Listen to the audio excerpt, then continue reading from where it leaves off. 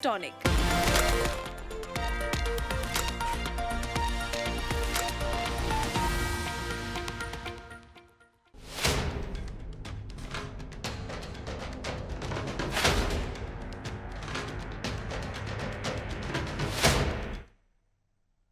नमस्कार, मैं हूं आपके साथ अभिनय सिंह चौहान और आप देख रहे हैं हमारा विशेष कार्यक्रम छत्तीसगढ़ के बाद हमारे साथ। आज बात महिला आरक्षण पर श्रेय लेने की होड़ की। महिला आरक्षण कानून या नारी शक्ति वंदन अधिनियम को लेकर छत्तीसगढ़ में भी श्रेय लेने की भारी होड़ देखी जा रही है। कांग्रेस और भाजपा दोनों ही इसे अपनी उपलब्धि बता रहे हैं। कांग्रेस का कहना है कि महिला आरक्षण की नींव पूर्व प्रधानमंत्री राजीव गांधी ने रखी थी और 1989 में पंचायतों और नगर पालिकाओं में आरक्षण लाकर इसकी शुरुआत की थी। कांग्रेस ने कहा कि 2010 में तत्कालीन पीएम मनमोहन सिंह की सरकार ने इसे राज्यसभा से पास भी कराया था। भाजपा का तर्क है कि जिस बिल को दशकों से लटकाया गया था उसे मोदी सरकार ने कानून बनाया। ये पीएम मोदी की इच्छा शक्ति और संकल्प से ही संभव हो सका है। सीएम विष्णुदेव साय ने महिला आरक्षण के लिए नारी शक्ति वंदन अधिनियम को ऐतिहासिक बताया, तो कांग्रेस के पूर्व मंत्री शिवकुमार डहरिया ने इसे 5 राज्यों के चुनाव में लाभ लेने की कवायद बता दिया। आपको बता दें कि केंद्र सरकार ने 16, 17 और 18 अप्रैल को संसद का विशेष सत्र बुलाया है।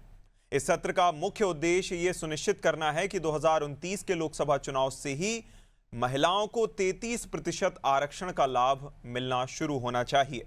क्या महिला आरक्षण के बाद राजनीतिक दलों में स्वाभाविक महिला नेतृत्व उभरेगा? और कांग्रेस राज्यसभा में महिला आरक्षण पारित कराने के बाद भी इसे लोकसभा से क्यों पारित नहीं करवा सकी?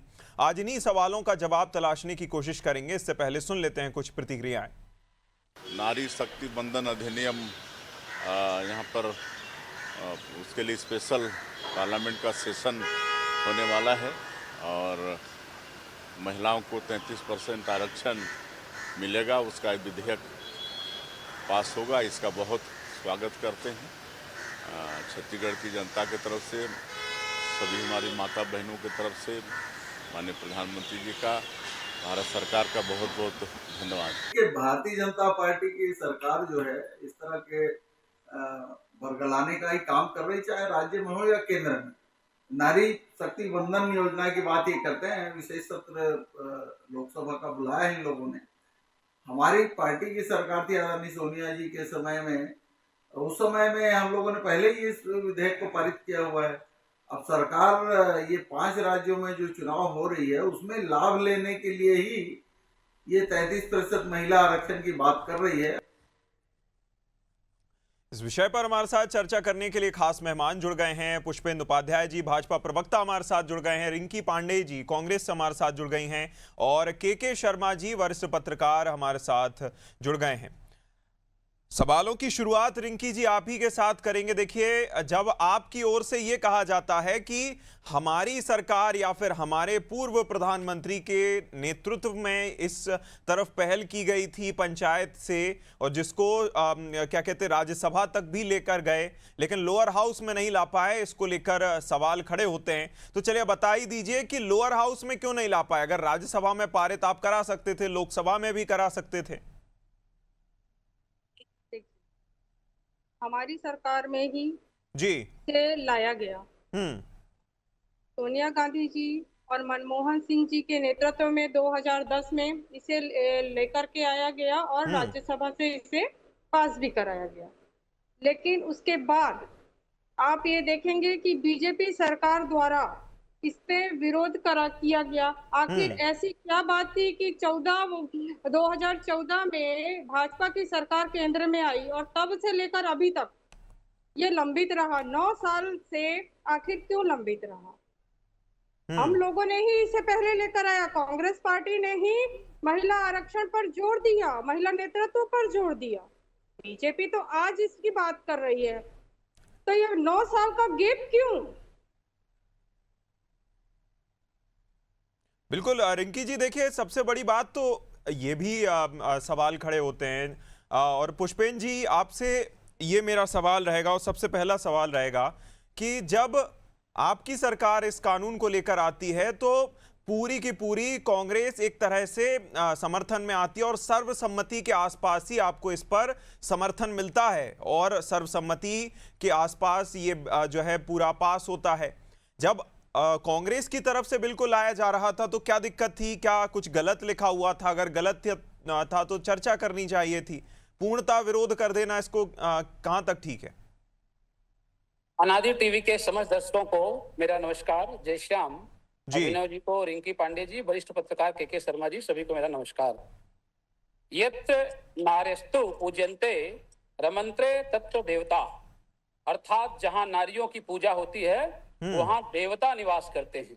भारतीय जनता पार्टी की सरकार ने प्रधानमंत्री नरेंद्र मोदी जी के नेतृत्व में नारी शक्ति वंदन अधिनियम को लागू किया है। इसके तहत संसद और राज्य विधानसभाओं में महिलाओं के लिए 33% आरक्षण का संवैधानिक प्रावधान सुनिश्चित किया गया। अभिनव जी, दूसरी बात मैं आपको बताऊं, यह निर्णय दशकों से लंबित महिला आरक्षण को मुद्दे को साकार करता है। दूसरा, नारी शक्ति वंदन अधिनियम के लिए संसद का विशेष सत्र आहूत किया जा रहा है। इस अधिनियम के माध्यम से महिलाओं को 33% आरक्षण का मार्ग प्रशस्त होगा। भारतीय जनता पार्टी और भारतीय जनता पार्टी का एक एक कार्यकर्ता इस निर्णय का स्वागत करता है। नारी शक्ति वंदन अधिनियम का छत्तीसगढ़ की माताओं बहनों की तरफ से छत्तीसगढ़ के यशस्वी मुख्यमंत्री आदरणीय विष्णुदेव साय जी, देश के यशस्वी प्रधानमंत्री आदरणीय नरेंद्र मोदी जी का हम बहुत बहुत आभार करते हैं कि पूरे देश में 33% आरक्षण महिलाओं को मिलने जा रहा है। हमारी भारतीय जनता पार्टी की छत्तीसगढ़ सरकार ने महिलाओं के लिए महतारी वंदन की योजना के तहत 70 लाख माताओं के खाते में 1000 रुपए प्रति माह के हिसाब से डायरेक्ट उनके खाते में राशि हस्तांतरित कर रही है। भारतीय जनता पार्टी महिलाओं के लिए छत्तीसगढ़ की सरकार ये कर रही है। दूसरी बात आपको बताऊं अभिनव जी, 75 करोड़ की लागत से 250 महतारी सदन बनाए जा रहे हैं। ये माताओं और बहनों के लिए छत्तीसगढ़ की सरकार पुष्पेन जी, मुद्दे पर आइए। उपहार है विनोद जी। मुद्दे पर आइए। मुद्दे की बात कर रहा हूँ। भारतीय जनता मुद्दे पर पार्टी, आइए। आप सुनिए मेरी बात को। सवाल मैंने ये किया था, सवाल और आंकड़े की बात सुनूंगा। रिंकी जी, आपकी बात को मैं सुन रहा था। डिबेट का मतलब होता है, मेरी बात को सुनिए। आपको कोई तकलीफ है तो आपको बोलने का मौका दिया जाएगा। पुष्पेन जी विषय पर आइए प्लीज। पुष्पेन जी प्लीज मुद्दे पर आइए। सवाल आपसे ये किया गया था पुष्पेन जी, आरक्षण का प्रावधान किया जा रहा है कि भारतीय जनता पार्टी की सरकार कर रही है। आपको पुष्पेन जी मुद्दे पर आइए। सरकार में ये हो रहा है और भारतीय जनता पार्टी का कार्यकर्ता मुद्दे की बात करता है। कांग्रेस की समस्या ये है, कोई बात करने को तैयार नहीं है, सुनने को तैयार नहीं है। पुष्पेन जी, रिंकी जी, इस तरह बहस करने से कुछ नहीं होगा। रिंकी जी सुनिए, देखिए, इसी तरह की बहस अगर आप संसद में करेंगे और इसी तरह की बहस अगर आप जब चर्चा करने बैठे हैं तब करेंगे तो इससे कुछ निकलना नहीं है। पुष्पेन जी, आपसे सवाल यह किया गया था कि जब कांग्रेस बिल लेकर आना चाह रही थी, आप उस विषय पर जवाब दीजिए। हमें यह पता है कि कितने लोगों को महतारी वंदन के तहत पैसा मिल रहा है, नहीं मिल रहा है, उसको लेकर हम कई बार चर्चा कर चुके हैं और भविष्य में भी करेंगे। भारतीय जनता पार्टी का एक एक कार्यकर्ता कभी भी अच्छे चीज का समर्थन किया है, हमेशा अच्छे समर्थन चीजों का हम समर्थन। हाँ, तो यही बताइए ना, क्यों नहीं किया था? कौन सा प्रावधान आपको अच्छा नहीं लगा? नहीं, क्यों नहीं किया था? अभिनव जी, मुझे सब चीजें अच्छी लगी, भारतीय जनता पार्टी के कार्यकर्ताओं को अच्छी लगी। समस्या ये है कि कांग्रेस तो कोई बिल लाना ही नहीं चाहती थी। विधानसभा में पास नहीं करना है, राज्यसभा में पास नहीं करना है, लोकसभा में पास नहीं करना है। अरे राज्यसभा में पास कराने का दावा ही वो कर रहे हैं। राज्यसभा में पास कराने का दावा ही वो कर रहे हैं। कम से कम अगर दावा गलत है तो उसको लेकर कुछ नंबर्स या फैक्ट्स तो बताइए, तब तो उनको आप काउंटर कर पाएंगे। आप पूर्णतः मना कर देंगे तो ऐसा थोड़ी होता है। देखिए अभिनव जी, मैं आपको फिर से बता रहा हूं, भारतीय जनता पार्टी का एक एक कार्यकर्ता आदरणीय विष्णुदेव साय जी, देश के यशस्वी प्रधानमंत्री अरे आज तो पुष्पेन जी अडिग होकर आए हैं। आज तो लगता है पुष्पेन जी अडिग हो गए हैं। जो उनको बोलना है बस वही बोलेंगे। सवाल जो किया जा रहा है उसके इर्द गिर्द पता नहीं कहां आए भाए साए बात कर रहे हैं। उनसे सवाल कुछ किया जा रहा है, कुछ बोल रहे हैं। पुष्पेन जी, आपके पास मैं आऊंगा थोड़ा। मैं समझ रहा हूं थोड़ी गर्मी बढ़ रही है, लेकिन अभी इतनी गर्मी नहीं है। थोड़ा सवाल और विषय पर रहिए तो बेहतर चर्चा हम कर पाएंगे, क्योंकि संसद में आपको जो है कोई बिल लाते हैं तो आपको विपक्ष की ओर से बोलने नहीं दिया जाता है, इतने सारे जो है सवाल किए जाते हैं, नारे लगाए जाते हैं, लेकिन अगर हम डिबेट में बैठकर चर्चा करेंगे तो उसका कोई सार्थक अर्थ निकलना चाहिए। पुष्पेन जी, मेरा बस इतना अनुरोध है, सहमत हूं जी, बस इतना अनुरोध है बिल्कुल आपसे। अभिनव जी जी जी केके जी का रुख करूंगा। पुष्पेन जी, मैं आपके पास फिर वापस आऊंगा। केके जी, जिस तरह से कांग्रेस जो है, आप तो लंबे समय से मामले को फॉलो करते आए हैं, 1989 का एक आंकड़ा बताया जाता है जब सोनिया गांधी जी जब मैतारी वंदन अधिनियम को लेकर बोलने खड़ी हुई थी तो भावुक हो गई थी और कहती थी कि राजीव गांधी जी का स्वर्गीय राजीव गांधी जी का सपना था कि इस बिल को लाया जाए और आरक्षण महिलाओं को दिया जाए। लेकिन आपको क्या लगता है, ऐसे क्या कारण रहे थे कि कांग्रेस या तो ला नहीं पाई, लाना नहीं चाहती थी, क्या पूरा मामला रहा? देखिए, जो अभी अधिनियम नारी शक्ति वंदन अधिनियम जी बात हो रही है, 2003 में दोनों से पास हो चुका है। इसका क्रियान्वयन को लेकर बात हो रही है। 2011 की जनगणना को लेकर से लागू होने करने की बात हो रही है। नहीं तो अभी जनगणना तो अभी शुरू हो रहा है, तो ये 2034 तक चले जाए। प्रमुख बात है, इससे सीटों की संख्या बढ़ेगी। और छत्तीसगढ़ में हम कहेंगे तो छत्तीसगढ़ में जो महिला विधायकों की संख्या 19 है, 90 में से 19 जो है महिला विधायक है। ये संख्या 2003 में 5 थी, अब जब बढ़ते बढ़ते ये 19 तक पहुंच गई है, ये कह सकते हैं।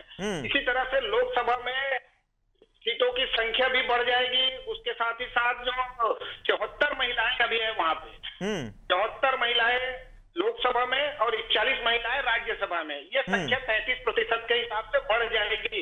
यदि यहाँ 816 सीटें होती है तो 273 से बढ़ के 816 सीट की बात आ रही है अभी। तो संख्या 843 से बढ़ के 816 हो रहा है और 2 महिलाओं के लिए हो जाएगी, ये बातें आ रही है।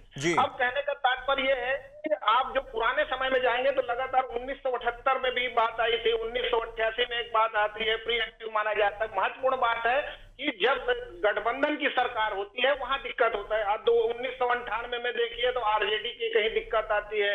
उसके बाद आप देखिए जेडीयू का विरोध होता है, पास नहीं होता, फाड़ने की घटना हो जाती है, फाड़ने की भी घटना जाती है। सर्वदलीय बैठक में खारिज कर दिया जाता है 2003 में। तो ये सर्वदलीय बैठक में खारिज होने के बाद स्टैंडिंग कमेटी को 2008 में भेजा जाता है, फिर 2010 में राज्यसभा में पारित होता है, लोकसभा में नहीं होता। तो सभी राजनीतिक दल इसके लिए सहमति नहीं बन पाती है, ये महत्वपूर्ण कारण है। इसका कारण ये है कि सीटों की संख्या जब तक नहीं बढ़ाएंगे तो कोई पुरुषों के सीटों की संख्या कम हो जाएगी। दूसरी चीज है, महिलाएं के लिए आरक्षित कर दिया जाएगा, उसमें सभी राजनीतिक दलों के जो प्रत्याशी होंगे वो महिलाएं ही होंगी। ये एक कारण है। तो पुरुषों के जैसे बहुत बड़े बड़े वरिष्ठ नेता है, उनका सीट यदि आरक्षित हो जाता है, पर्ची निकलता है या कुछ भी जो भी उसमें तरीका अपनाया जाता है, तो वो नेता वो अपने क्षेत्र से क्या बाहर जीतने की स्थिति में है कि नहीं है। ये तमाम प्रकार की बातें होती है। जो वर्षों मेहनत करके अपने विधानसभा क्षेत्र को मजबूत करके रखे रहते हैं, वो उनके क्षेत्र का क्या होगा यदि वो आरक्षित हो जाएगा। एक दूसरा चीज है, आरक्षण को लेकर एक बड़ी बात भी विचार करने लायक है। सामान्य आरक्षण को लेकर भी बात आती है कि 10 साल के लिए लागू हुआ था, लेकिन उसको आप राजनीतिक कारण कहें या हम उतना विकास नहीं कर पाए या उन वर्गों को हम उस ढंग से जो सुविधाएं देनी चाहिए थी, उनका स्तर बढ़ाना था, वो नहीं कर पाए। ये भी 15 साल की बात आ रही है। तो ये क्या आने वाले समय में क्या आप इसको रिवाइज करते जाएंगे?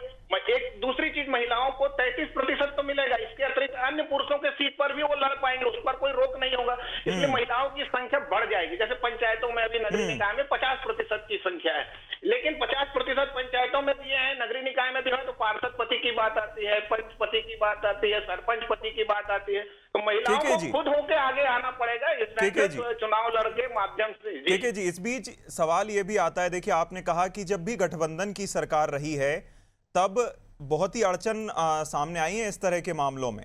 जब हमने 2023 में देखा था पूर्ण बहुमत की सरकार थी, जो कि अब थोड़ी सी स्थिति डामाडोल लग रही है। और पहली बात तो मैं दर्शकों को यहां ये बताता चलूं कि कोई विशेष सत्र नहीं बुलाया जा रहा है। जो बजट सत्र था उसी को एक्सटेंड करके 4 दिनों के लिए अलग से कर दिया गया है विशेष तौर पर। तो विशेष सत्र नहीं बुलाया जा रहा है। लेकिन बात इसमें यह आती है कि अब चूंकि गठबंधन की सरकार है, कुछ राजनीतिक दल हैं और जैसा आपने भी बताया कि किसी को नफा किसी को नुकसान, तो आपको लगता है कि जितनी सर्वसम्मति से 2023 में ये संविधान संशोधन 106वां हो गया था, ये अब उसी तरह से क्रियान्वयन को लेकर भी सहमति बन पाएगी? क्योंकि इससे पहले भी हमने वक्फ वाले मामले में देखा कि कई जो विपक्षी दल या फिर समर्थक दल थे उनकी ओर से या तो सहमति नहीं जताई गई या और भी कारण थे। तो क्या हो पाएगा 3 दिनों में? नहीं, निश्चित अभिनव जी, महत्वपूर्ण बात वही है कि जो अभी पास होने के लिए सभी राजनीतिक दल सहमत होते हैं, जो नहीं होंगे पास हो जाता है तो उनकी राजनीतिक स्थिति क्या होगी। महिलाओं की राजनीतिक स्थिति को आप जागरूकता में देख सकते हैं कि छत्तीसगढ़ में महतारी वंदन की जो बात बार बार कही जाती है उसका कितना बड़ा योगदान था। तो उसके साथ ही जब राजनीतिक रूप से होता है तो वरिष्ठ नेताओं की सीटों का क्या होगा, आरक्षण की जब स्थिति बनती है तो बड़े बड़े जो लगातार जीतते आ रहे हैं उनकी सीटों पर क्या होगा। मान लीजिए यहाँ पे रमन सिंह की सीट की बात करें, वो आरक्षित हो जाएगा तो वो क्या स्थिति बनेगी। महिलाओं के छत्तीसगढ़ में तो 19 ऐसे विधायक पहुंच चुके हैं पुरुषों के साथ आमना सामना करके। तो ऐसी स्थिति में आने वाले समय में इनमें जागरूकता आएगा। पास होने की बात है, मुझे लगता है कि इस बार कोई दिक्कत नहीं होगी क्योंकि पास तो हो जाएगा, क्योंकि सीटों की संख्या बढ़ाई जा रही है। सीटों की संख्या बढ़ने से महिलाओं के लिए मान के चलिए कि अलग से उतनी सीटें आपके पास अतिरिक्त आ रही है, इसलिए नेताओं को इसको घबराने की जरूरत नहीं है कि उनकी सीटों पर खतरा मंडरा जाएगा। लेकिन महत्वपूर्ण वही है कि जब महिलाओं के सामने महिलाएं लड़ेंगे वो सीटें लगातार आरक्षित होंगी कि हर परिवर्तन होगा। जैसे हम नगर निगम में चुनाव में देखते हैं महापौर की सीट जो परिवर्तन होते रहते, तो तमाम प्रकार के उलझने हैं। इसको कब तक कैसे क्रियान्वित करते हैं इसमें इंतजार करना पड़ेगा जी। बिल्कुल। पुष्पेन जी, मैं आपके पास सवाल के साथ आऊंगा कि जिस तरह से 2023 में वही बात के पूर्ण बहुमत की सरकार थी, इस बार कोलिशन में है और सबसे बड़ी बात इसमें यह आ जाती है कि आप इस वाले जब जो तीसरे टर्म की अगर मैं बात करूं तो जितनी भी फैसले या जितने भी विधेयक लेकर आई है सरकार, उसमें बहुत ही ज्यादा विरोध देखने को मिला है। तो पहला सवाल तो ये कि आप उस विरोध को या तो आपने कॉन्फिडेंस में ले लिया है लोगों को, तभी आप 3 दिन के लिए अलग से समय आपने आवंटित करके चर्चा बुलाई है और पास भी कराना चाहेंगे।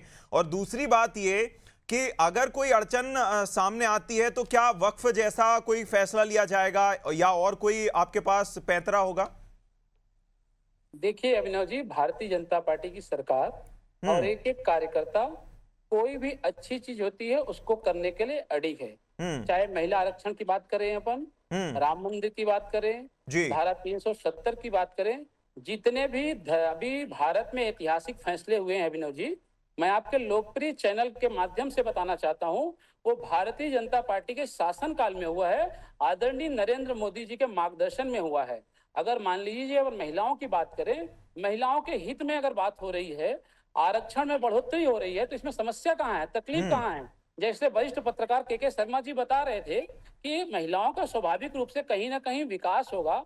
एक महिला दूसरे महिला के सामने चुनाव लड़ेगी, उनको सभी जगह प्राथमिकताएं दी जाएंगी, तो समस्या कहाँ है अभिनव जी? भारतीय जनता पार्टी की सरकार, आदरणीय नरेंद्र मोदी जी महिलाओं के साथ खड़े हैं और जहां भी महिलाओं की बात होगी, कोई भी विरोध होगा, पूरे देश की जनता महिलाओं के साथ खड़ी है। ठीक है भारतीय जनता पार्टी ठीक है रिंकी जी, जो महिलाओं के हित में रिंकी जी, देखिए जिस तरह से पुष्पेन जी ने कहा तो उनको देखकर तो ये कॉन्फिडेंट लगते हैं कि उनकी ओर से हो सकता है कई लोगों से बात की गई हो।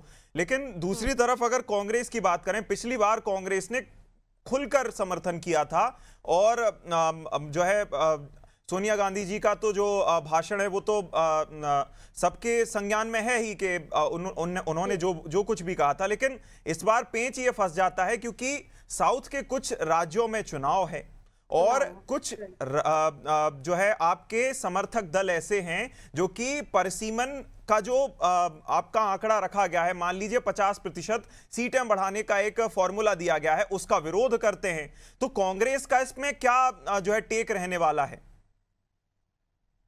देखिए, भाजपा सरकार जो है जी, वो हमेशा से उसके नियत में खोट रहा है। जहां तक उसे लाने की बात थी इस नियम को, तो सबसे पहला ही मेरा प्रश्न था कि आखिर इतना समय उन्होंने लगाया क्यों। आज वो ये इस चीज को लेकर आ रहे हैं तो क्यों? क्योंकि आज चुनाव है और वो जो ये कहते हैं कि हमारे द्वारा, हमारे प्रधानमंत्री जो द्वारा महिलाओं को आरक्षण देने का कार्य किया जा रहा है, तो मैं उनको याद दिला दूं कि जिस समय यहाँ पर महिलाओं को वोट देने का अधिकार नहीं था, उस टाइम पे हमारे कांग्रेस में महिलाओं को नेतृत्व की क्षमता दी गई, नेतृत्व दिया गया। आप ये जानते हैं अच्छे से कि कांग्रेस पार्टी में सबसे पहले महिला अध्यक्ष बनी हुई, महिला ही बनी हुई थी। आज तक बीजेपी में एक भी राष्ट्रीय महिला अध्यक्ष का नाम बता दीजिए जो ये नेतृत्व करने की बात करते हैं। कांग्रेस पार्टी ही एक ऐसी पार्टी रही है जिसने शुरू से लेकर अब तक महिलाओं के लिए आरक्षण की बात की है और महिलाओं को लेकर के आरक्षण दिए, नेतृत्व दी है। चाहे वो बात सरोजिनी नायडू जी की हो, चाहे वो बात शीला दीक्षित की हो, राज्य की बात हो, राष्ट्रीयता की बात हो, हमारे यहाँ सोनिया गांधी जी की देख लीजिए, लंबे समय से वो मतलब रिंकी जी समर्थन में है ना। देखिए मेरा ये कहना है, हम ये क्रेडिट ये ले रही है साहब महिलाओं के नहीं, वो तो आप देखिए, क्रेडिट और श्रेय लेने की होड़ तो मची जाती है, लेकिन समर्थन में है ना, क्योंकि जो परिसीमन के बिना ये हो नहीं सकता।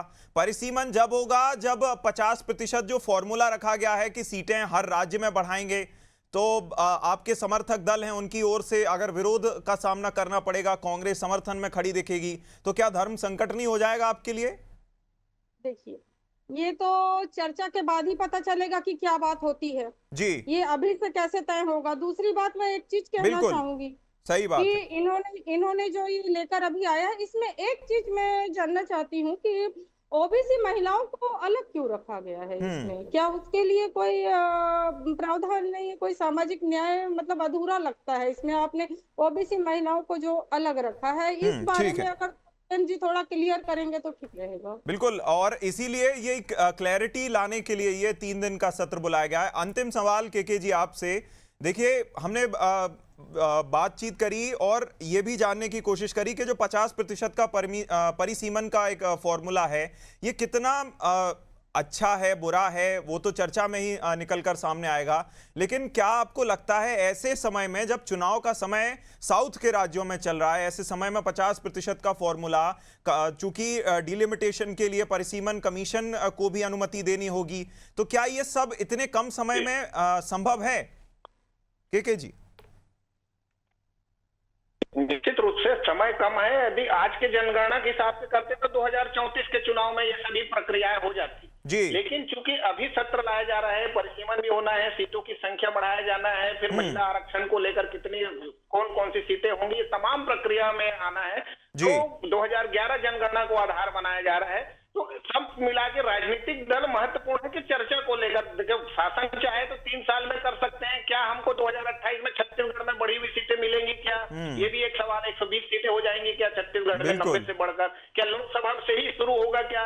राजनीतिक दल यदि कोई कदम उठाते हैं तो ये तो राजनीतिक लाभ के लिए है। यदि मोदी सरकार ये काम कर रही है तो उसका राजनीतिक लाभ महिला वोट बैंक को अपने पक्ष में करने के लिए ही कहा जा सकता है। इसमें कोई बात नहीं है। इसका विरोध करने वाले को नुकसान होगा या साथ आने वाले जो भाजपा को लाभ होना है उसको करते हैं क्या? ओबीसी की जहां तक बात है तो अभी तो ओबीसी के लिए अलग से सीट नहीं है। ये नए सिरे से उनको अवसर देने की बात आएगी। कितने ओबीसी को आप लोग टिकट दे रहे हैं? जैसे बढ़िया सवाल था कि भाजपा ने कितने अध्यक्ष बना दिए, तो आपने नेता प्रतिपक्ष विधानसभा का जो अध्यक्ष है छत्तीसगढ़ में अब तक महिला को नहीं मिला है, क्यों नहीं मिला है? राष्ट्रपति आपने भाजपा ने बना दिया, तो कांग्रेस, ये सवाल राजनीतिक रूप से है कितना किसने आपको मौका दिया है। इस सब को लेकर के राजनीतिक रूप से चर्चा होगी। मुझे लगता है कि महिलाओं के विकास और जो सशक्तिकरण की बात हो रही है, इस दृष्टि से यह चर्चा महत्वपूर्ण होगी। बिल्कुल, चर्चा जो है महत्वपूर्ण भी होगी और ये जानने के लायक भी होगी कि जो आधी आबादी की बात अब तो सभी राजनीतिक दल लगभग करने लगे हैं कि आधी आबादी की जो बात होती है उसको लेकर कितने राजनीतिक दल इसके समर्थन में आते हैं, क्या चर्चा और क्या इसका सार निकलकर सामने आता है चर्चा का, और सरकार सबको हैंडल करते हुए अपने विधेयक जो है पारित करा पाती है, ये भी बड़ी दिलचस्प देखने वाली बात होगी। इसी के साथ इस खास चर्चा में शामिल होने के लिए केके जी बहुत शुक्रिया, जो है पुष्पेन जी बहुत शुक्रिया, रिंकी जी बहुत शुक्रिया। महिलाओं को लेकर लंबे समय से जो है राजनीति चली आ रही है, पैंतरेबाजी की जाती है, रणनीति बनाई जाती है। 2023 में जब ये जो है कानून बना तब ये लगा था कि महिलाओं के लिए अब आवाज उठनी शुरू हो जाएगी, लेकिन जिस तरह से क्रियान्वयन में समय लग रहा है, ये भी अब देखने वाली बात होगी कि सरकार कब तक इसको धरातल पर उतार पाती है और महिलाओं को प्रतिनिधित्व किस स्तर पर जाकर मिलता है, ये देखने वाली बात होगी। इस खास चर्चा में इतना ही। आप देखते रहिए अनादि टीवी। नमस्कार।